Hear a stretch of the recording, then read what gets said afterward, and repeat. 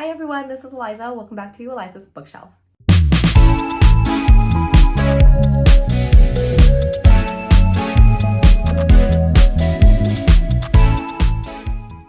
Half of the year has gone by. That's pretty crazy, but there's this mid-year freakout tag that I've been seeing everywhere on Bookstagram, or not Bookstagram, BookTube. And I think this has been going on for multiple years, but this is the first year that I am actually on BookTube, and so I can finally do it. So it is a list of about 13 questions. I don't want this video to be too long, so I'll pretty much get started and hopefully not drag on too much. So number one, best book you've read so far. I think it's no surprise, but maybe it is if you are new here, but my favorite is Recursion by Blake Crouch. I just think this was so exciting. I read this under 24 hours. I just could not stop because it was so fast paced. It was so mind boggling and so much action, a sprinkle of romance, which I love. I love when my favorite genres just mesh together. And so Recursion by Blake Crouch is so far my favorite book of the year. So I already talked about it in a separate video. I don't know if I did a full-on book review on it. Maybe I just talked about it in my wrap-up video, but so you have this police officer. Well, let me go back. So you have this FMS, fake memory syndrome. Let's talk a little bit about what people experience with that. So all of a sudden they have these new memories that come to them. And so they don't know which one is their real life, which is if it's this new memories that all of a sudden they remember or what they previously were living as. They don't really know. No one knows what exactly is going on. They just know that they're freaking out and they're getting super depressed and they're killing themselves. You start off with this police officer named Barry or something. Is it Barry? Yes, Barry.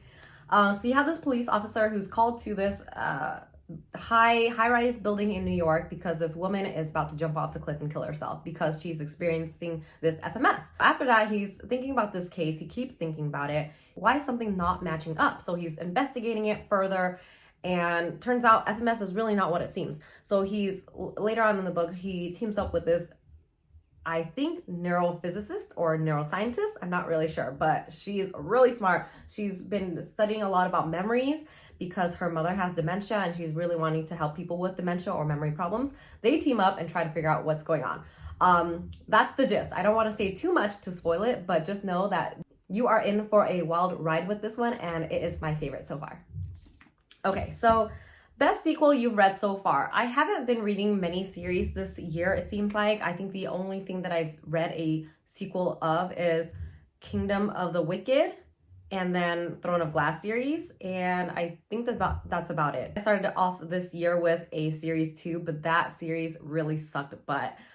It is the Plated Prisoner series. I know a lot of people love it, and I just did not. But that's pretty much book number 1 and 2 that I read this year.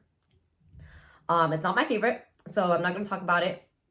The best sequel I've read so far, if I had to pick between Kingdom of the Wicked and Throne of Glass, I would pick Throne of Glass. And obviously that's why I reread it.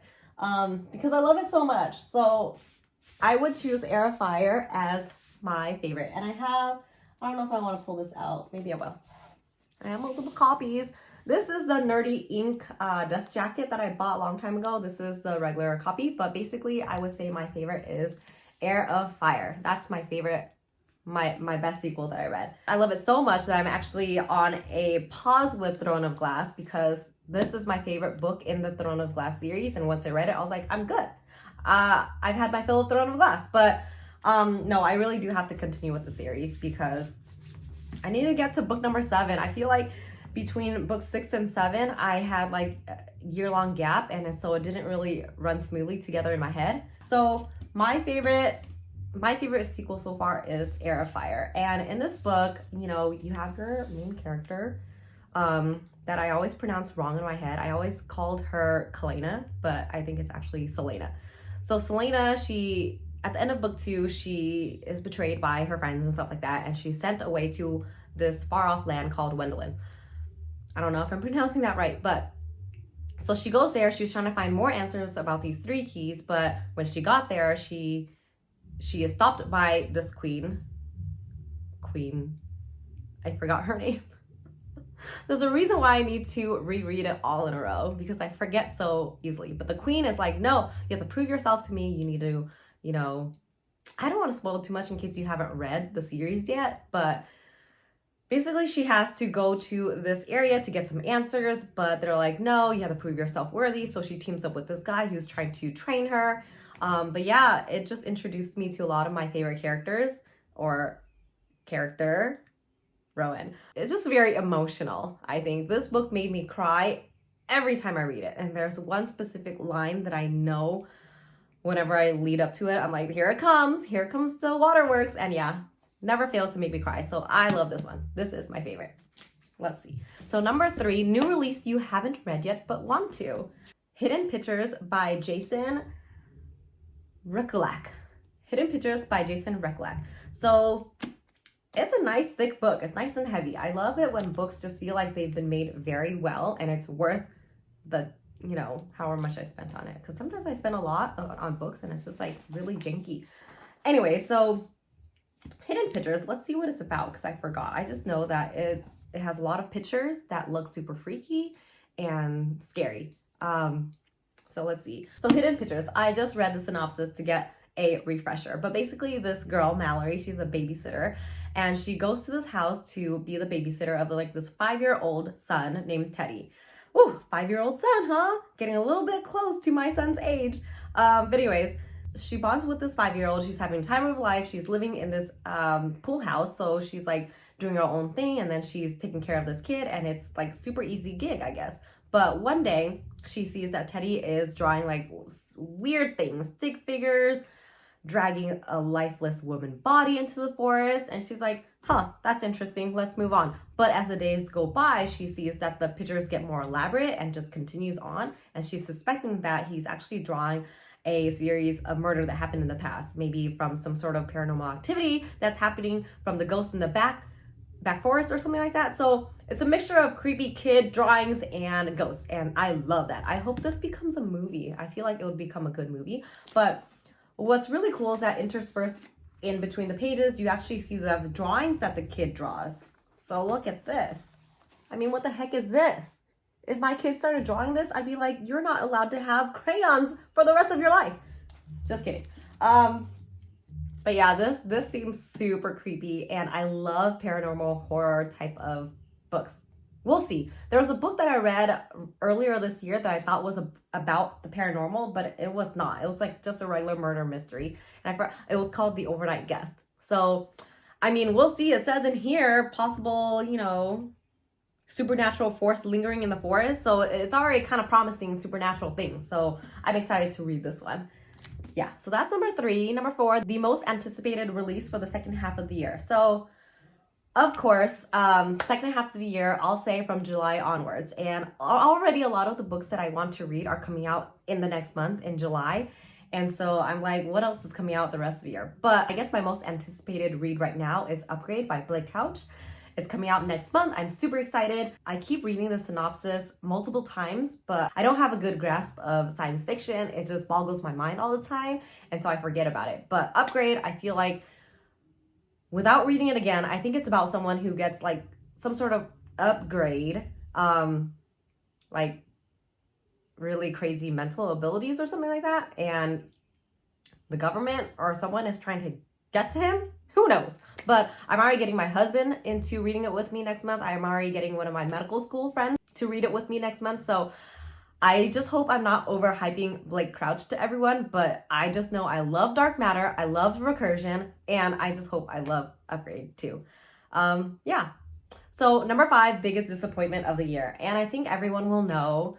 And I think I just got really disappointed because of all the Bookstagram, book talk hype surrounding it. I mean, I thought it was just gonna be the best romance, the best contemporary romance of the year, but it was super bad. And I think that's one of the reasons why it's the biggest disappointment. If I went into it already knowing that it's a specific type of trope, whatever, which I maybe already did, not a specific trope or a specific type of writing, character writing. If I went into that knowing that, I don't think I would have been that disappointed. But so yeah, things we never got over. No big surprise. That was my biggest disappointment.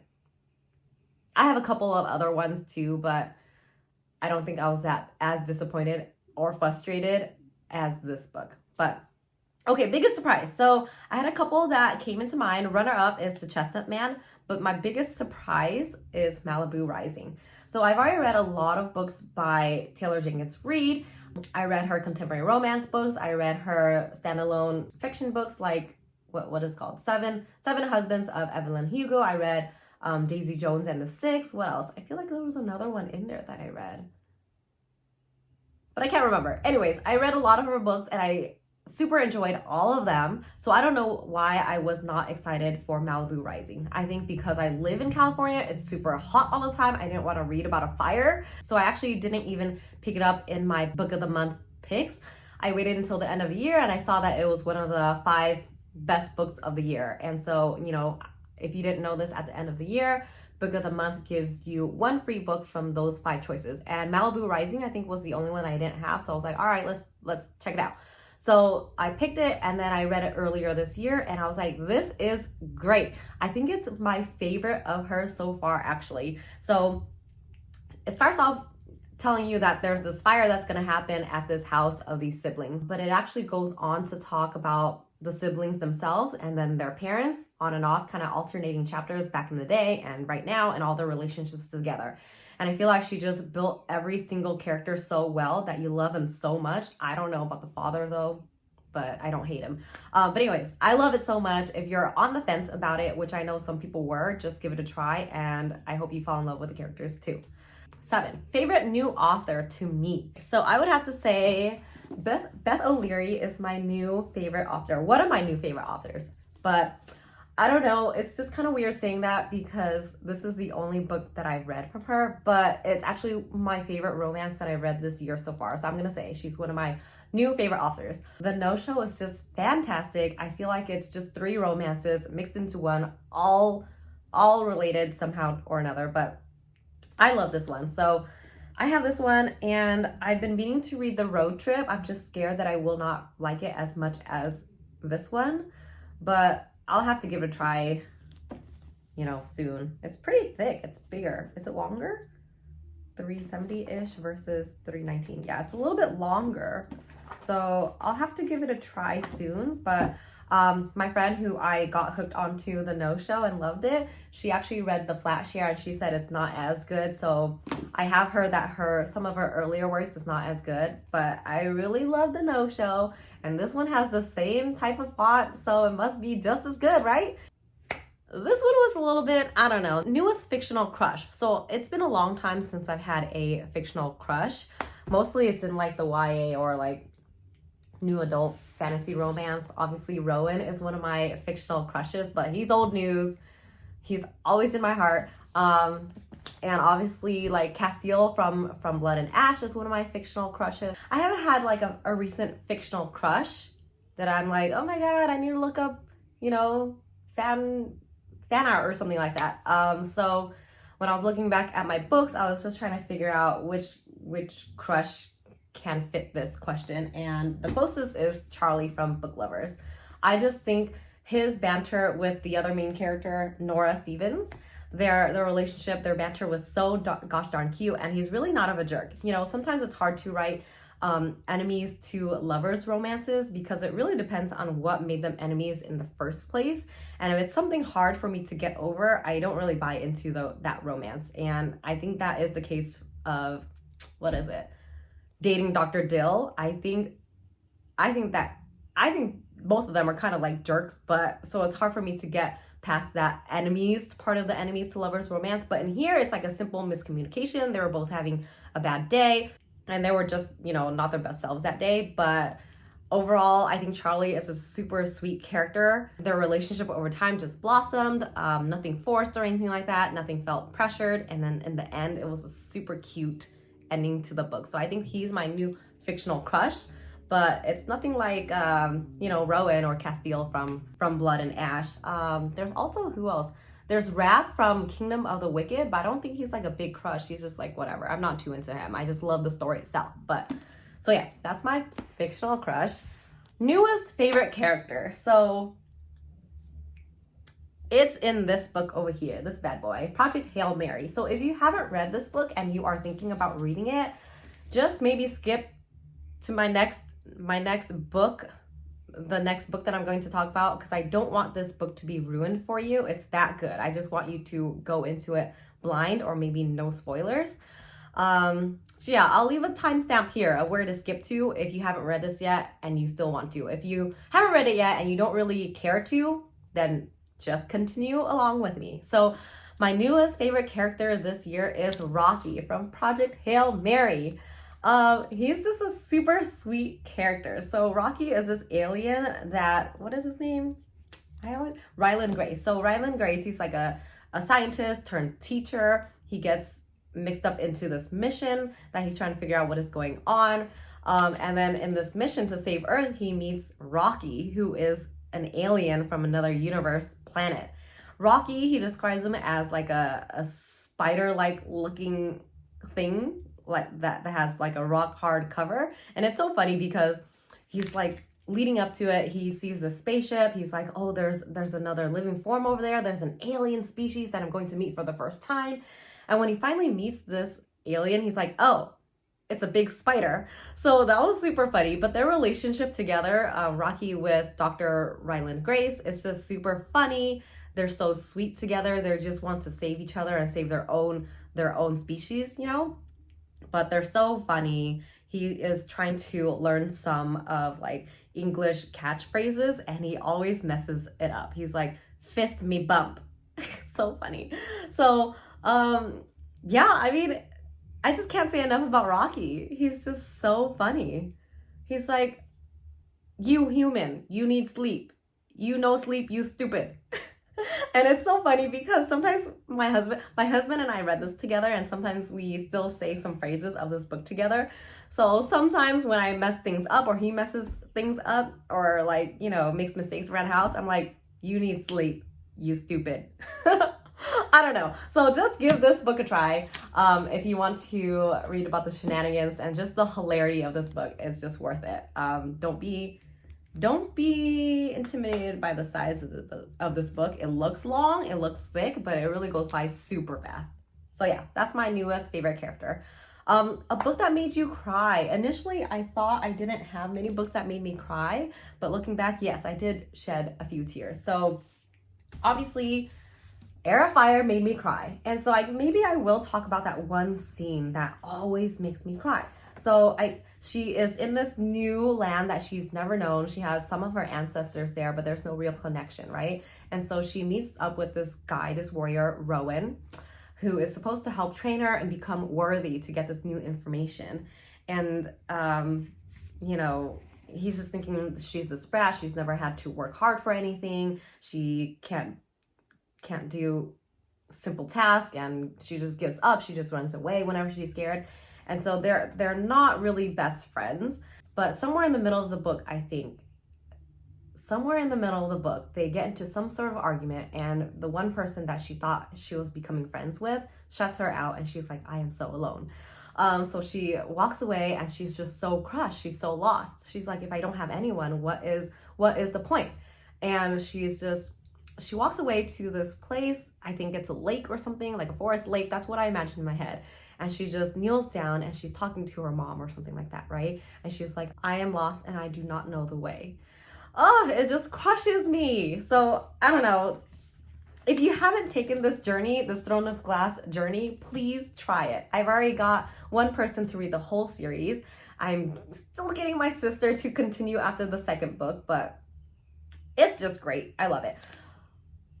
Because I already talked about Heir of Fire, I wanted to talk about another book. I mean, no, I already talked about this book too. So I guess the only two books that really made me cry was Heir of Fire and The No-Show. So The No-Show is, you know, this guy dates these three girls and he's like standing them up here and there, and you're trying to figure out what is going on. How is he dating these three women and getting away with it? And being a rom-com, I'm like, let's keep an open mind. Let's not think that he's a cheating jerk, because no one's gonna write a rom-com about this cheating jerk. So I was like, there must be something else going on. And of course there is.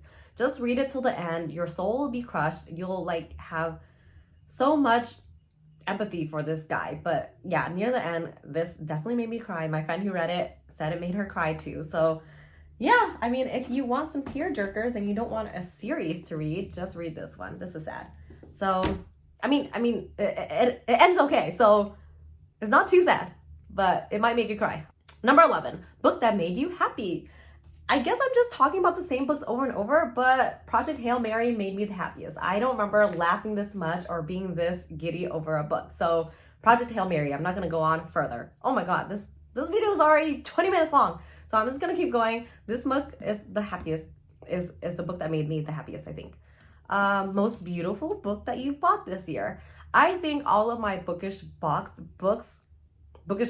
subscription books are the most beautiful, I think. So I'm just gonna give out, oh, you know what? I don't think I got that this year.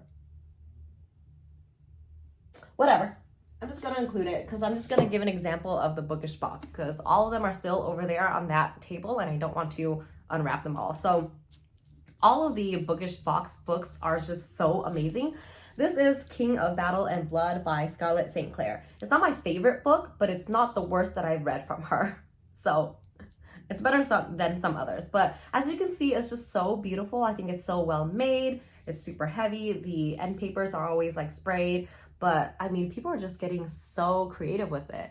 It's not just sprayed edges, it's designed with roses and stuff like that.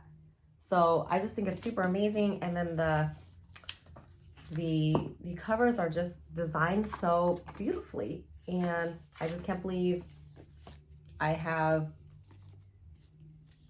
just feel like I'm so grateful to be able to have extra money to spend on these editions because they're not cheap. They're breaking my bank, but they're the most beautiful. Technically, I don't think this is one that I got this year, but I just want to give an example of the type of books that they have. So yeah. Last question, I think. What books do you need to read by the end of the year? So I don't know. I think I definitely need to read something from Book of the Month to finish one of my goals that they set, and I haven't been able to read like a 400+ page book. That's the last one that I need. Maybe I'll read The Stardust Thief or the other one, The Enchanted Rivers or something like that. So I'll have to read that. Stardust Thief, I hear that if you like City of Brass and that series, then you like this. But basically you have this criminal merchant who saved this cowardly prince, and because of that she got sucked into this mission that the Sultan wants her to do. The Sultan wants her to find this magical lamp for him that'll promise him to raise these barren lands. And so she goes on this magical adventure. She has to deal with her own, problems and drama, I think, but they meet a lot of people on the way. I think there is she has a bodyguard who's a djinn, but they meet someone else. I forgot who they meet. A thief? She's a thief. They meet someone else. There's they make like this gang that is going on this adventure, and I feel like there's like found family vibes here. Who knows? But I should read this by the end of this year. I actually do want to read this too. So yeah, I think that's all the questions. Whew. That is my mid-year freakout tag, my first one that I got to do. So that was pretty exciting. And it was really cool just looking at all the books that I read in the past year. There were a lot of ones that are just okay, but a few standouts, and I think I talked a lot about them here. But yeah, wow, that was a lot of talking. Okay, well, thank you so much again for watching. Thank you so much for sticking out to the end. I'll see you guys next time. Bye.